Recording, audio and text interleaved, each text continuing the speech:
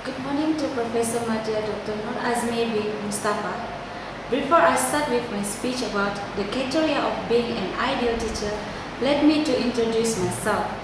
My name is Marcelina Jones Lane with the matric numbers D20104667 and I'm from Nahdlatul Sabah. A famous Greek philosophy Aristotle once said, "Those who educate children are more to be honored than they who produced them. For this only gave them life, thus the art of living well." From his quote, we can see that teacher is a person who has the utmost place in one's heart.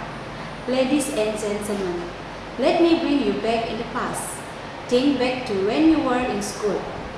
Who was your favorite teacher? Who was the favorite teacher you dreaded having? Almost everyone will instantly be able to answer these two questions. We've all had terrific teachers. Unfortunately, most of us have that teacher that were not effective. So what qualities does an effective teacher have that an ineffective teacher does not? The answer is that it's a perfect blend of several qualities to create a truly effective teacher who can have a lasting impact on virtually every student. Before we continue further, what is actual ideal means? According to Oxford Dictionary, ideal means a person or things regarded as perfect. When we are talking about teacher and ideality, we are actually looking at a person that is perfect and capable to doing things in the utmost perfect way. In my speech today, I would like to stress 4 qualities that virtually effective criteria of being an ideal teacher. Ladies and gentlemen, an ideal teacher is the one that we respect from our heart. Being ideal is not an easy thing to achieve, but one of the values that an ideal teacher is the burning passion to teach. The single most important qualities that every teacher should possess is a love and passion for teaching young people. Unfortunately, there are teachers who do not love what they do and they always regard being a teacher is a profession and not a passion. This single factor can destroy a teacher's effectiveness and ideality quicker than anything else. Teachers who do not enjoy their job cannot possibly be effective day in and day out. There are too many discouraging factors associated with teaching that is difficult enough on a teacher who absolutely love what they do, much less on one who doesn't have to drive, passion or enthusiasm for it. One of thought that kids are smarter than what we give them credit for. They will spot a pony quicker than anyone and thus destroy any creativity that the teacher may have. So, as a teacher, we must have the passion of loving teaching the young. Bring them light and let them out and explore the world of possibilities instead of just putting them in a cage that the teacher builds. Member of the floor, ideal or great teacher almost demonstrate a caring attitude and can relate to his or her student. Even teacher who loves their job can struggle in this area, not because they don't care, but they can catch up so much in the day to their routine of teaching that they can forget that their students have lives outside of school. Taking the time to get to know a student on a personal level takes a lot of time and dedication. There is also a line that no teacher wants to cross where their relationship becomes too personal.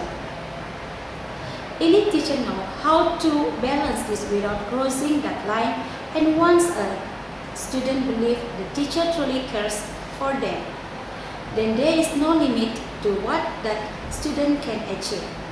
Other than that, great teachers work hard to figure out how to relate to each their student.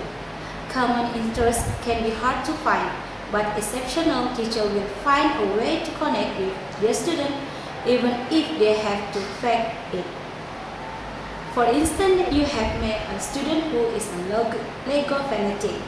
You can relate to that student if you do something as simple as ordering a Lego catalog and then going through it and discussing it with that student. Even if you have an actual interest in Legos, the student will think you do and thus naturally create a connection. My honorable audience, there is no one set cookie cutter way to teach, as teaching is an art and not something that is dive into. Ideal teacher is someone who is willing to think out of the box. A cookie cutter approach will likely be boring for both teacher and students.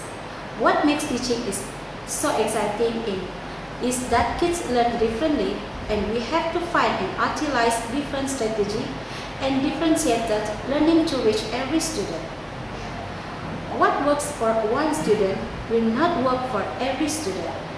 Teachers have to be willing to be creative and adaptive in their lesson, thinking outside the box on a continual basis. If you try to teach every concept in the same manner, there will be students who miss out on key factor because they aren't wired to learn that way. In order to that, the teacher must be proactive rather than reactive.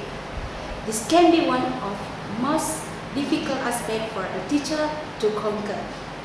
Intense planning and organization can ultimately make your job all the more less difficult.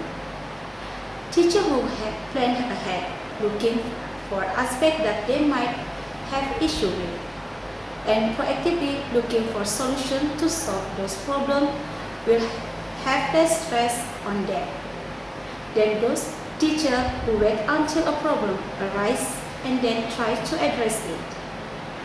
Being proactive does not replace being reactive.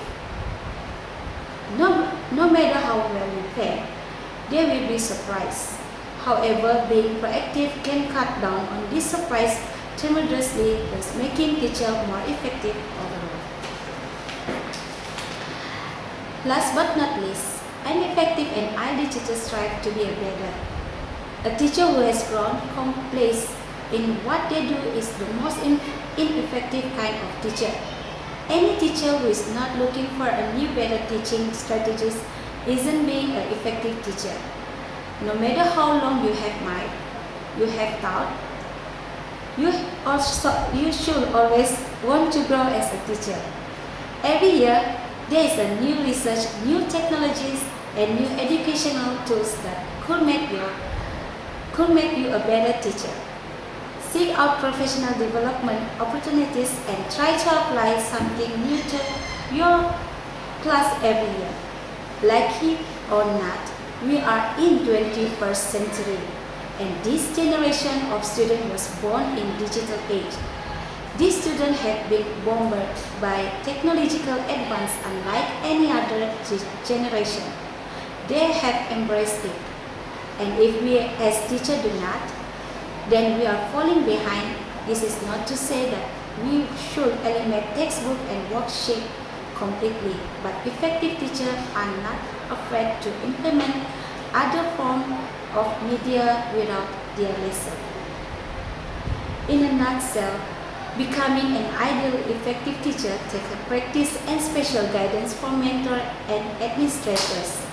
Effective teaching does not involve presenting your exciting lesson or activities to the class. It is a craft learned over time. Teaching is not an easy task that can be played with because we are having an intercourse with the student.